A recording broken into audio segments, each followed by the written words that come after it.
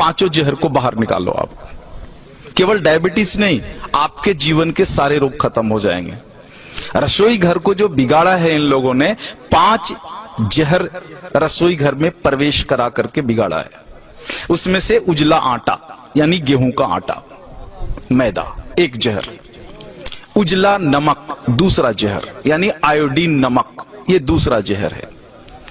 तो गेहूं छोड़ा तो कहां जाना है? बाजरी, जवारी, मकई, मड़ुआ के पास जाना है, जौ के पास जाना है।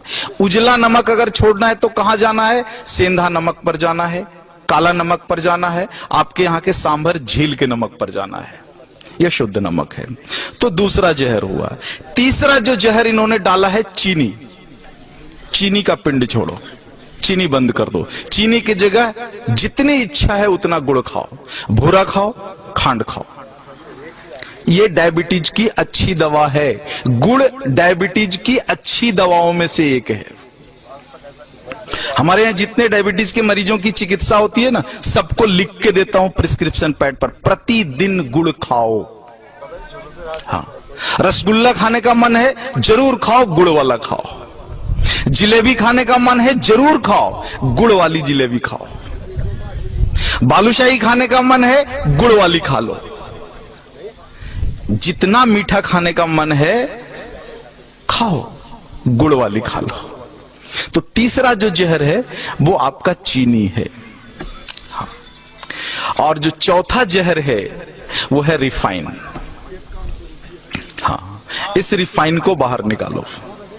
ये तेल नहीं है।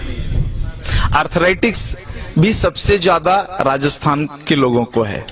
आर्थराइटिक्स, घुटने का दर्द, कमर का दर्द, माताओं को तो है ही, 100% राजस्थानी माताओं को है ये। कारण आपने इस शरीर को तेल और घी तो दिया नहीं, तेल के नाम पर रिफाइन दिया और घी के नाम पर बटर ऑयल दिया।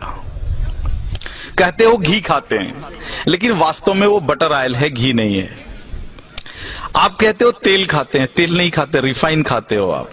रिफाइन अलग है और तेल अलग है, दोनों एक नहीं हो सकता। तो इस रिफाइन को बाहर निकालो और तेल को लेकर के आ जाओ। तेल सरसों का हो सकता है, तिल का हो सकता है, आपके यहाँ अच्छा राई, सरसों, तिल, ये 3 चीजें तो मैं जानता हूं, और शायद कुछ मूंगफली का भी बढ़िया हो सकता है। ये सारी चीजें हैं। 2 विरुद्ध चीजें हैं, एक सूर्यमुखी और सोयाबीन। इनके चक्कर में मत पड़ना, ये दोनों खतरनाक हैं।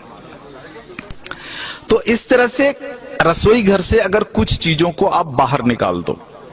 2 मॉडर्न चीजें हैं, एक प्रेशर कुकर, हाँ, जो आपके रसोई घर का प्रेत है, प्रेत को बाहर निकालो।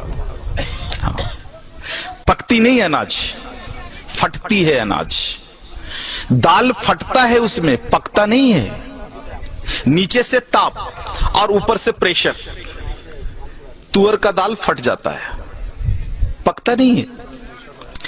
पकेगा तो मिट्टी की हांडी में धीरे धीरे, सने सने, धीमी आंच पर ही पकेगा। तुअर का पौधा जितने दिन तक मिट्टी में खड़ा रहता है, उसी हिसाब से समय लेगा हांडी में पकने के लिए। जल्दी कैसे पका लोगे आप? नहीं पका सकते। वो मिट्टी में 10 महीने तक खड़ा रहा है तो 10 मिनट तो लेगा ना चूल्हे पर पकने में। आप फटाफट 2 मिनट में पका लोगे, पकता नहीं, फट जाता है। अनाज को, फटा हुआ अनाज खाओगे तो गड़बड़ तो होगी ही, पका हुआ अनाज खाओ। प्रेशर कुकर में कोई भी अनाज नहीं पकता, केवल फटता है। तो इस प्रेत को बाहर निकाल दो। और दूसरा प्रेत तो कम है, जो है फ्रिज, हाँ, इसको बाहर निकाल दो। शरीर को अग्नि चाहिए। फ्रिज की सारी वस्तुएं शरीर के अग्नि को खराब कर देने वाली है। शरीर में अग्नि नहीं होगा तो पचेगा ही नहीं, और पचेगा नहीं तो सड़ेगा, और सड़ेगा तो वायु निकलेगा, और वायु निकलेगा तो पता है वायु क्या क्या करता है? पूरे शरीर में उपद्रव करता है। पैरालिसिस इसी में से आया हुआ है, हार्ट अटैक इसी में से आया हुआ है, ब्रेन हैमरेज इसी में से आया हुआ है। तो ये 2 प्रेत को निकाल दो, और इन वस्तुओं को अगर आप निकाल दो रसोई घर से बाहर, तो बचा हुआ 25% डायबिटीज वहीं खत्म हो जाता है।